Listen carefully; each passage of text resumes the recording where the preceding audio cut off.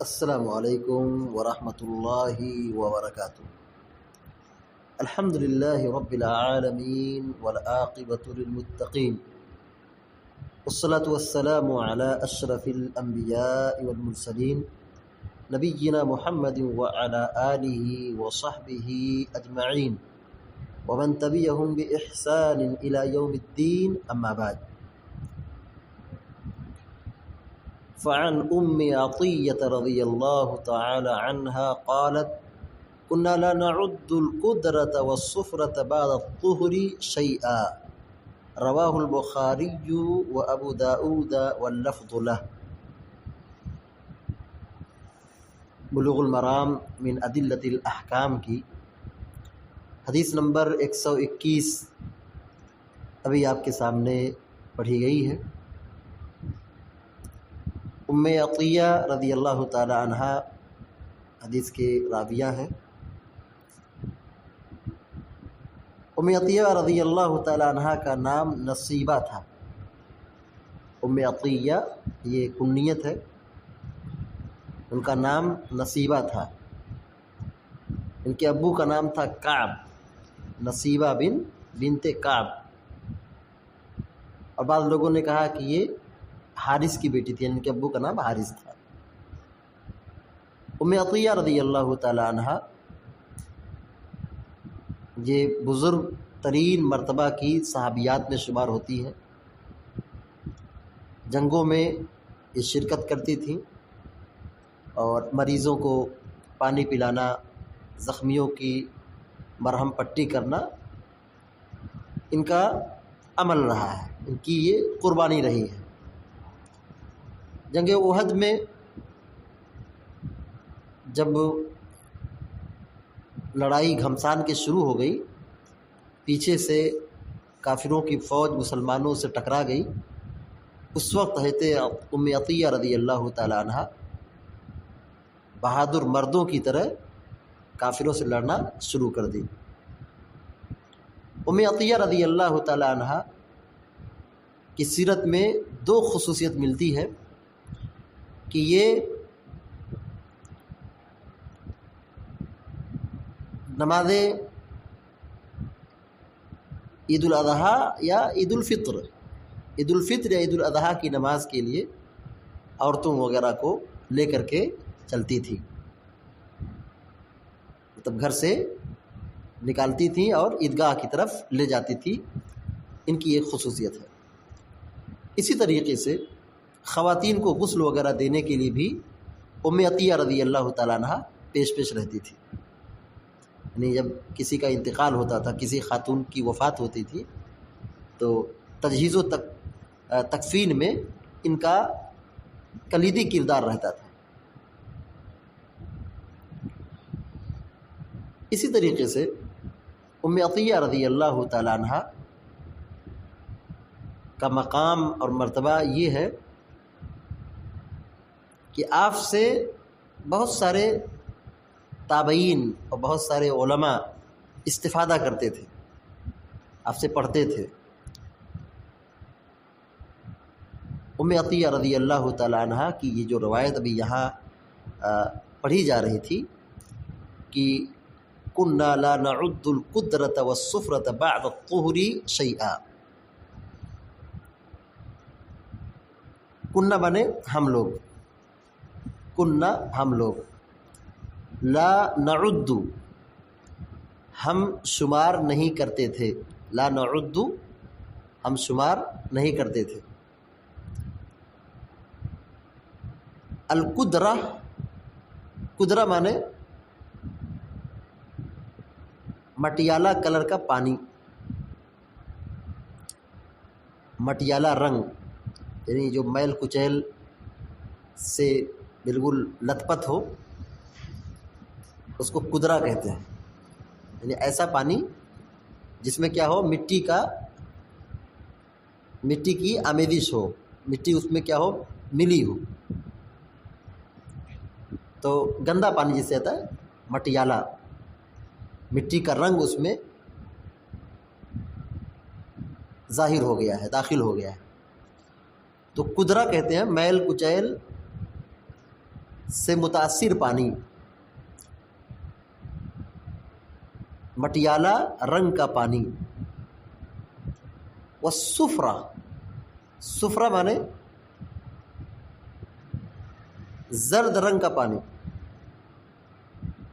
مرادی معنی بتایا جا رہا ہے، والصفرا زرد رنگ کا پانی، بعد الطہری، بعد مانے بعد، طہر مانے طہر، یعنی عورت کو جب ایم سی آتی ہے، ایم سی کے بعد یعنی حیض کا خون جب بند ہو جاتا ہے تو حیض کا خون جب تک آتا ہے اس کو ناپاکی کے ایام کہا جاتا ہے، اس کو کیا کہا جاتا ہے؟ حیض کے ایام، ناپاکی کے ایام۔ جب وہ اس کا خون بند ہو گیا تب کہتے ہیں طہر، مطلب اب یہاں سے پاکی کے ایام شروع ہو گئے، تو یہی طہر کہا گیا، بعد الطہری، طہر کے بعد یعنی پاکی کے بعد، یعنی غسل کے بعد۔ شیئن کچھ بھی، بعد الطہری اے بعد غسل حیض، حیض کے غسل کے بعد۔ تو طہر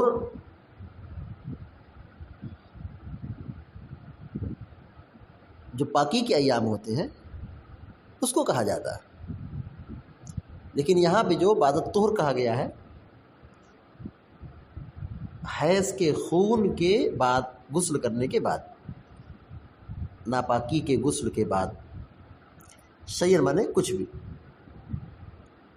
رواہ البخاری و ابو داؤد واللفظ لہ، بخاری کی روایت ہے اور ابو داؤد کی روایت ہے، واللفظ لہ، اور الفاظ ابو داؤد کے۔ ترجمہ دیکھیے، حضرت ام عطیہ رضی اللہ تعالی عنہا بیان فرماتی ہیں،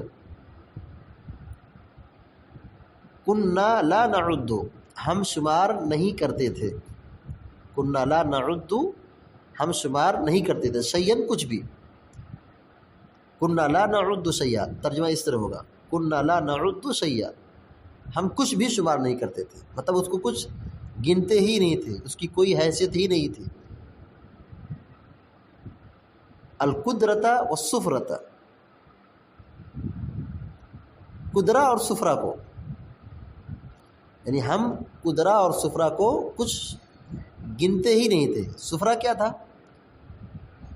مٹیالہ قسم کا پانی، اور صفرہ اور زرد قسم کا پانی، یعنی جو حیض کے خون کے بعد، حیض کے خون کے بعد بھی بعض عورتوں کو اس طرح کا پانی آتا ہے، یعنی بعض خواتین کو حیض کے خون کے بند ہونے کے بعد یہ صفرہ اور قدرہ کی شکایت رہتی ہے کہ ان کو یہ پانی آتا ہے، مٹیالہ قسم کا پانی، زرد قسم کا پانی، مطلب شرمگاہ کے راستے سے یہ پانی نکلتا ہے۔ اسی کو ام عطیہ رضی اللہ تعالیٰ عنہ کہتی ہیں، کننا لا نعد القدرۃ والصفرۃ بعد الطہر شیئا، حیض کے غسل کے بعد ہم صفرہ اور قدرہ کو کچھ گنتے ہی نہیں تھے، کچھ شمار ہی نہیں کرتے تھے، یعنی یہ پانی اگر نکلے تو اس سے پاکی میں کوئی رکاوٹ نہیں ہے، یعنی یہ ناپاکی کا پانی نہیں ہے۔ یعنی جیسے حیض کا خون آتا ہے تو عورت ناپاک ہو جاتی ہے اور اس پر روزہ نماز نہیں رہتا ہے، اس کا روزہ نماز نہیں کرنا رہتا ہے، اب وہ ناپاک ہو گئی، لیکن اب اس نے حیض کے خون کے بند ہونے پر غسل کر لیا، غسل کرنے کے بعد اب اس کو یہ شکایت آ رہی ہے کہ پانی نکل رہا ہے، پانی کیسا ہے؟ زرد قسم کا ہے اور مٹیالہ قسم کا ہے۔ تو ام عطیہ رضی اللہ تعالیٰ عنہ کہتی ہیں کہ ہم اس کو نہیں شمار کرتے تھے، یعنی عہد نبوت میں نبی صلی اللہ علیہ وسلم کے زمانے میں ایسا ہوتا تھا، صحابیات اس کو کچھ شمار نہیں کرتی تھی۔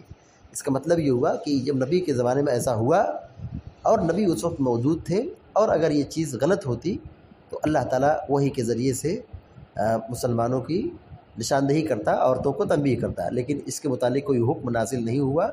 اس کا مطلب یہ ہے کہ حیض کے خون کے بعد اور غسل کے بعد اس طرح کا اگر معاملہ ہو تو عورت پر کوئی مسئلہ نہیں ہے، یعنی یہ پاکی کے ایام شمار ہو گئے۔